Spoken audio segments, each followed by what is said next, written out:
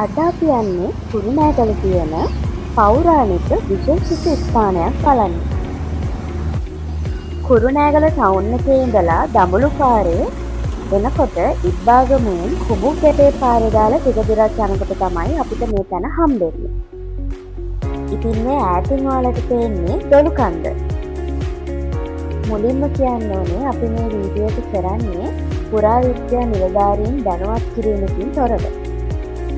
බලන්නකො මේ ගමේ තියෙන ලස්සන. අපි මේ යන්නේ දොළුකන්දට යන පාර දිගේ.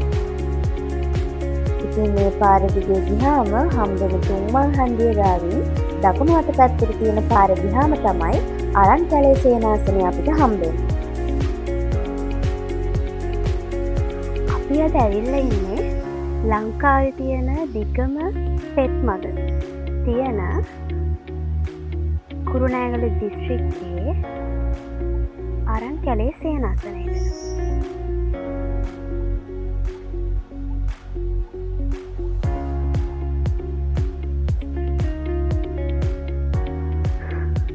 කවුරුත්ම නැහැ.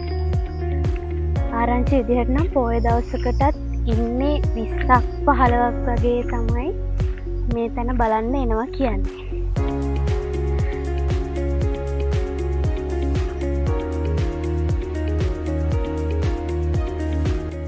මේ තියෙන්නේ අරන්කැලේ සේනාසනයේ දෙදමැදුර. හරියට රෝහලක් වගේ. මෙහි වැඩ වාසය කරපු ස්වාමීන් වහන්සේලා රෝගාත උර වුණාම මේ තැනට ඇවිල්ලා තමයි බෙහෙත් අරන් තියෙන්නේ. ඉතින් මෙතන අපිට බලා ගන්න පුළුවන් බෙහෙත් අඹරපු ගල්, ඒ වගේම වතුර උණු කරපු ස්ථාන. මේ සේනාසනය අනුරාධපුර යුගයට කලින් යුගයේ නිර්මාණය කරපු සේනාසනයක්. ඒ නිසා මේ තියෙන නටබුන් වල ගල් කැටයන් දකින්න නැහැ.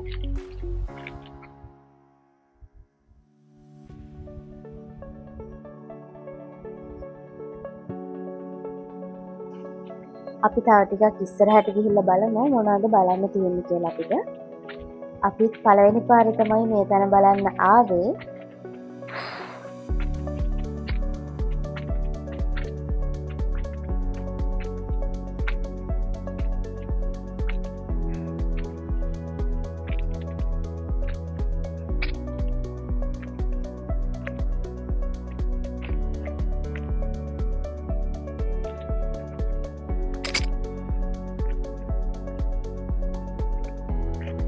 අපේ සද්දය හෙද්දිම මේ රැසියෝ කෑ ගහන්න ගන්නවා. ඉතිහාස පොත්වල සඳහන් වෙන විදිහට අවසාන මහරහතන් වහන්සේ වෙන මලියදේව මහරහතන් වහන්සේ තමයි මෙම ස්ථානයේ මුලින්ම වැඩ වාසය කරලා තියෙන්නේ. අපිට දැනගන්න පුළුවන් වුණ විදිහට උන්වහන්සේගෙන් පස්සේ කාලෙන් කාලෙට මෙතන භාවනායෝගීව ස්වාමීන් වහන්සේලා 12000ක් පමණ වැඩ වාසය කරලා තියෙනවා. මේ නටබුන් ස්ථානය මොකක්ද කියලා හරියටම කියන්න අමාරුයි. මොකද හරිම තොරතුරු ඔයාලට දෙන්න ඕන නිසා. මේ ස්ථානයේ භාවනා කුටි 60 ගාණක් තියෙනවා කියලා ආරංචි වුණා. ඉතින් එතනින් 20ක් වගේ ප්‍රමාණයක් තමයි දැන්ට සංරක්ෂණය කරලා තියෙන්නේ. ඉතින් කුරුණෑගල වනාලි නැහැ. නමුත් අපි මේ ගියපු කාලේ වනාලි කිහිප දෙනෙක් සැරිසරනවා කියලා අපිට දැනගන්න හම්බුණා. ඉතින් අපි කැලේ ඇතුළට ගොඩක් ගියේ නැහැ. මේ තමයි ලංකාවේ තියෙන දිගම පෙත් මග. මේ පෙත් මග දිගේ තමයි අපි දැන් ඇවිදගෙන යන්නේ.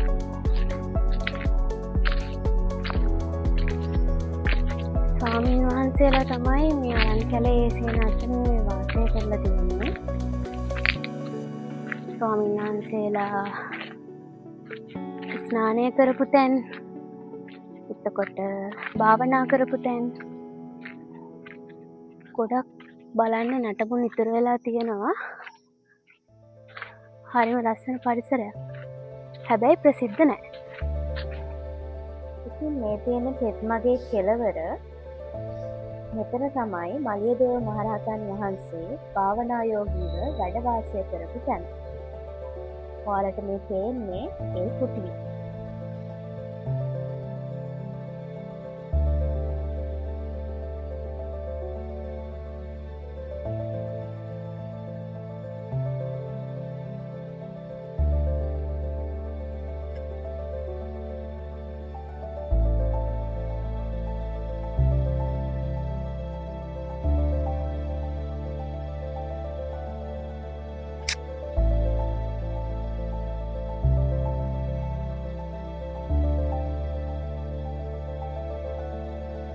ඉතින් මෙතනින් එහාට කැලේ ඇතුලේ ස්වාමීන් වහන්සේලා අදටත් භාවනා යෝගීව වැඩ වාසය කරනවා. ඉතින් අපි එතනින් එහාට ගියේ නැහැ. අපි යන් ඉතුරු නැටුම් බලන්න.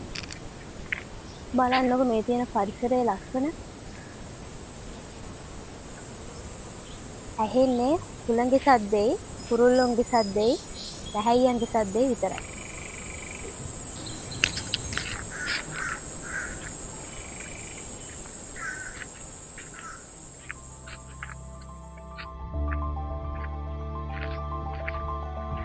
තෙත්මග දිගේ ටික දුරක් ඇවිදගෙන එනකොට කැලේ ඇතුළට වෙන්න ලස්සන කැටයම් කරපු පඩි පෙළක් හම්බ වෙනවා.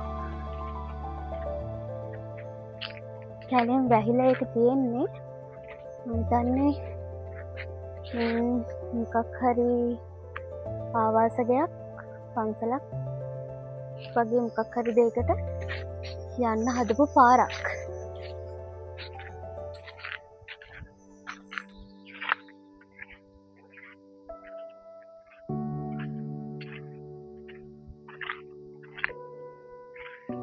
මේ තියෙන්නේ බෝධිගරය.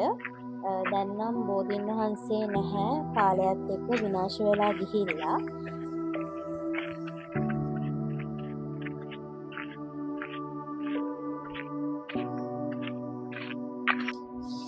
අරන් කැලේ නමේම තියෙනවා ලොකු ගස් කොළන් පිරිච්ච ලොකු අපසරයක තියෙන වනාන්තරයක්. ගස් කොළන් වලින් කඳු වලින් වට වෙච්ච ලස්සන නිස්කලංක තැනක් තමයි මේ අරන් කැලේ සේනාසනය කියන්නේ.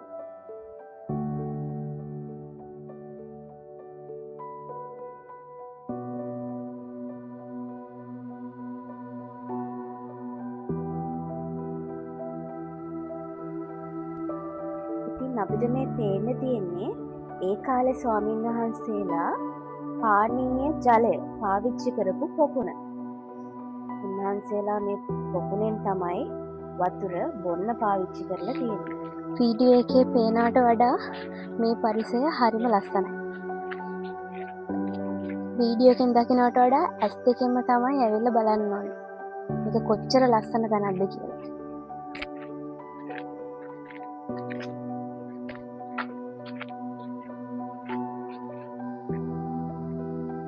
තියෙන වේවැල් පඳුරු. ඉතින් කැලේ ඇතුළට වෙන්න ස්වාමීන් වහන්සේ නමක් මලසිරුරක් තියාගෙන පිළිකුල් භාවනාව කරපු භාවනා කුටියකුත් තියෙනවලු බලන්න. ඉතින් අපිට දැනට අවසර නැහැ ඒ කුටිය බලන්න යන්න. ඉතින් ඉදිරියේදී ඒ කුටි බලන්න යන්නත් ඔයාලට වාතාවරණය හැදිලා තියෙයි.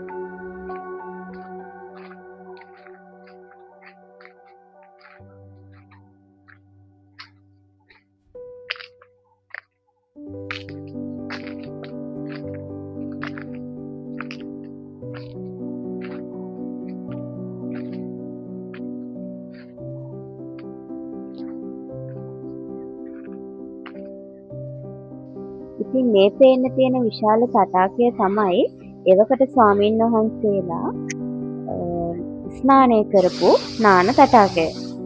ඒත් එක්කම වගේ අපිට ඉස්සරහට යනකොට පේන්න තියෙනවා ස්වාමීන් වහන්සේලා බැහැ දකින්න කවුරු හරි ආපුහාම ස්වාමීන් වහන්සේ වඩිනකන් රැඳී සිටින කුටිය. ඉතින් මේ ටික තමයි අපිට බලන්න තියෙන්නේ. තවත් මේ වගේ වීඩියෝ බලන්න අපිව සබ්ස්ක්‍රයිබ් කරලා බෙල් අයිකන් එකත් ක්ලික් කරගෙන යන්න.